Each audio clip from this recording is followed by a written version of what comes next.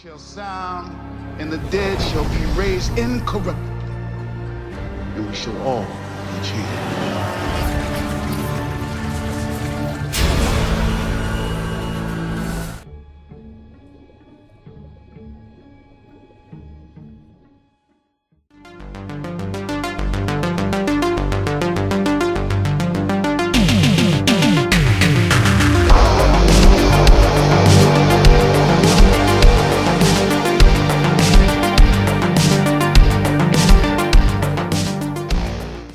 We are talking Cold Moon, a ghostly tale directed by Griff Furst, who also wrote the screenplay that was adapted from a novel by Michael McDowell.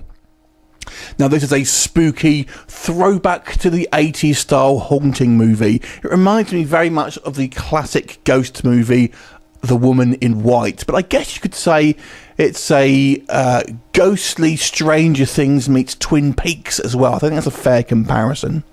The story here basically focuses on a small town in Florida. There's a brutal murder of a young girl. She's kind of riding home on her bike, and everyone in this town is shocked. It's a quiet community. Nothing like this has ever happened. But the ghost comes back for revenge and wants to seek vengeance on her murderer. But the murderer himself isn't finished with piling up the bodies, as there are more corpses to join this ghost. So it's basically a kind of murderer, I guess you would say serial killer versus spirits. That's all I really say on the plot. I don't want to kind of give too much away. So let's talk about the good and the bad with Cold Moon. We'll go with the good first of all. I've got to say, I overall really enjoyed this film. It's a solid supernatural drama with some kind of like great horror elements in it. Overall, I don't know if I would call it a horror film. It seems more like a kind of supernatural mystery, although there's definitely some kind of like some quite disturbing imagery here, but I don't think it never really goes to the explicit levels that maybe some of these films do. Nonetheless, the way these kind of spirits are portrayed, for the most part, is fantastic. For example, this girl was killed when she was on her bike, and there's some really fantastic imagery where we have this kind of like this spooky, kind of emaciated girl basically riding on what would have been a bike, but the bike isn't there, so it looks like she's just kind of riding around in the air. It looks really creepy. Brilliant, well done, fantastic imagery there. And it's one of those films, if you can imagine, the stories of the white lady who kind of driving home late at night. It's that kind of like real kind of like classic ghost story stuff here. So I really like that. The other thing is as well is the characters, I feel, are very well written. Characters themselves, you get a good sense of each of them, and they really come across as kind of fleshed out characters. Even the ones that we don't really see on screen all that often and all that much, I still feel were fairly fleshed out characters, and all had good performances as well. Good performances across the board with this movie. So you've got, in regards to actors, I guess the most recognisable name here is going to be Christopher Lloyd, and he adds some legitimacy to this movie, although his screen time is relatively limited. But the acting, I got to say, I didn't really have a problem with the acting whatsoever across the board here, which is good stuff indeed. The story as well is intriguing. It maybe loses steam a little bit in the third act, I would say. The first two acts are very strong, particularly the first act. But the third act, although not bad, loses a little bit of steam, which leads me neatly into some negatives. That's going to be the first one. The second one for me, there's just a few little plot points here that didn't quite ring true for me.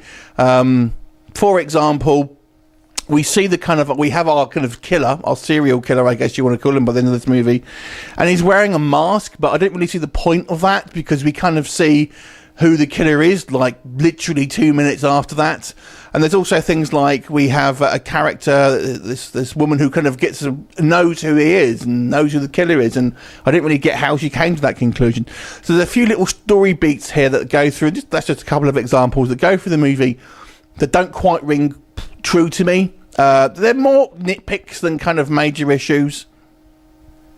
I guess the only other thing I would say on a bit of a negative is, although I really like some of the ghostly effects, so there's one or two instances where they kind of maybe go a little bit OTT with the CGI, and there are instances where we kind of see more of a flashy style kind of like, attack, paranormal attack.